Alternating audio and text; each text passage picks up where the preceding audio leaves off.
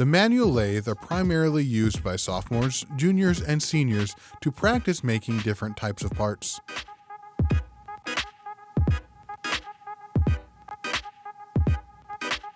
The students are installing a stock part into a 3-jaw chunk, then tightening the stock into place.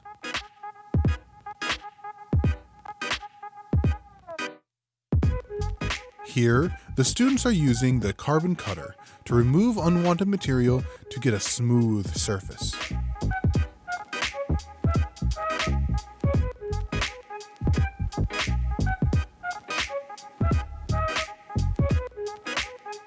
The students are using a 1/2-inch drill bit to drill into the stock part. The manual lathe can be used to make threaded parts, tapered parts, and small pins.